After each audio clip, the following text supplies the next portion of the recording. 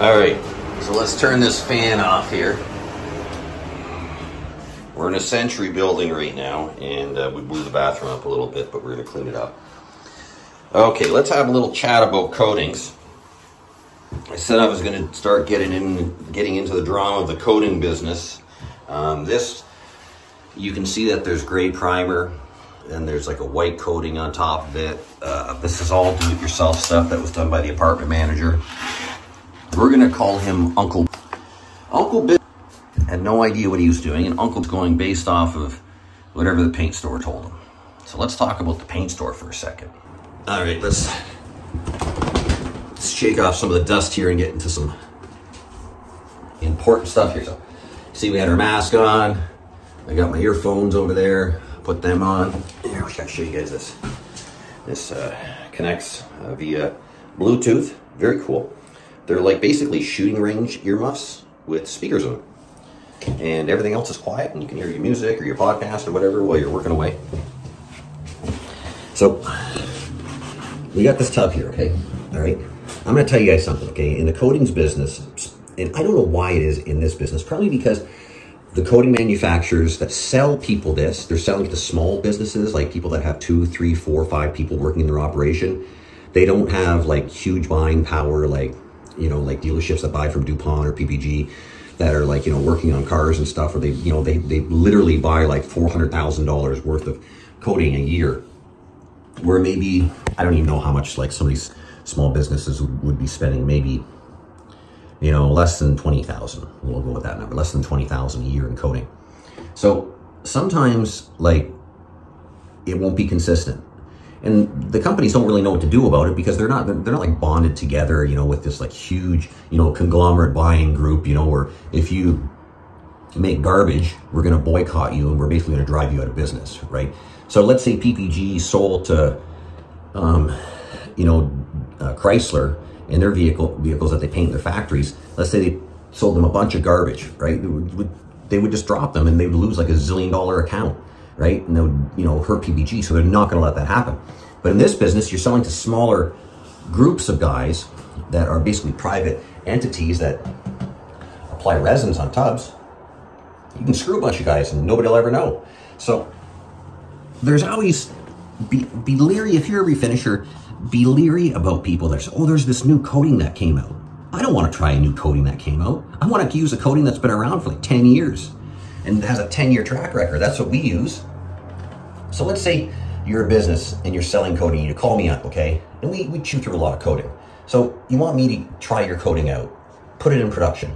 It's going to take me 4 to 5 months to get your coating on a tub in production with our customers because I have to go through a whole range of testing and it has to meet our requirements out of our lab and all our standards that have to be met. Then that goes on tubs. And then sometimes it still screws up. And then sometimes there's inconsistencies on orders. So it's very, very important when you're in this business that you have a supplier that has never had screw-ups almost in the last 10 years. They shouldn't have any screw-ups. It can happen with like bad batch runs, and if they're a reputable company, they give you new product, they'll help you out a little bit, you know, reimburse you maybe for something. But if you're having failures because of product, and they love to blame the person doing it. Oh, it's your fault. It's always your fault. The guy who put on, and sometimes it is, but sometimes it's not. But they'll never say that.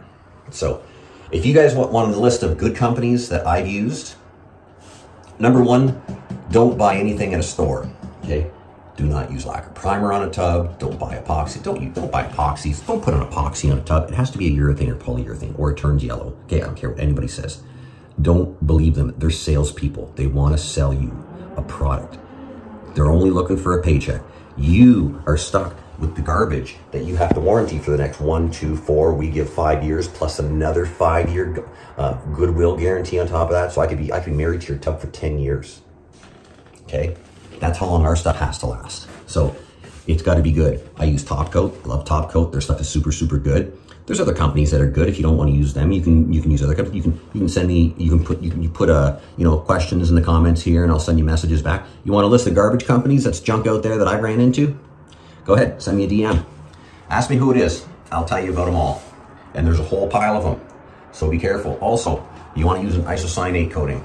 And I know people don't like using isocyanates that much because, you know, it's not great for you. You know, wear protective equipment, you'll be fine. Does it last longer than iso coating? Absolutely. If anybody tells you, oh, I've never had a problem with mine, yeah, because, you know, 99% of people don't complain to the person who did it. Okay, you come in and you put it in, they won't call you up and complain. They'll complain to their neighbor, they'll complain to their cousin, they'll complain to their brother, but they won't call you and complain. You know, there's been tons of studies on that. Sears Corporation did a huge study on that, and like 90% of the people, knowing that the product was covered under warranty, still did not call to have them put in a warranty claim.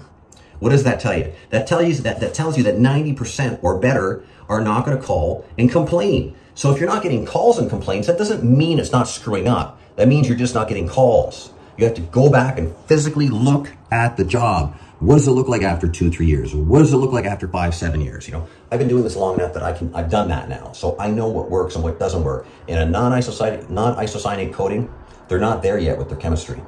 Anyways, that's my rant about coatings. And I'll keep talking about that if you guys want me to keep talking about that. And maybe I'll get into some drama about it over the years and stuff like that with other companies. They have wars with this company and that company, and we don't like this company, and this company wants to stay neutral, and that other company over there says, we're going to get all the refinishers to switch over to us. And they put out a bunch of great product, and then they put a bunch of garbage batches out and screwed everybody up. Maybe that's for next time. All right, let's get back to this job. And that's it. We're all done. That's my story, and I'm sticking to it. Got a brand new tub here, reglazed. Actually, this one recasted it, and she's brand new. Look at how nice that looks. They should put a new cap. Look at that, it looks terrible. Get a new cap and she'll look brand new. Look at this. Awesome. Okay, guys, see you in the next one. Goodbye.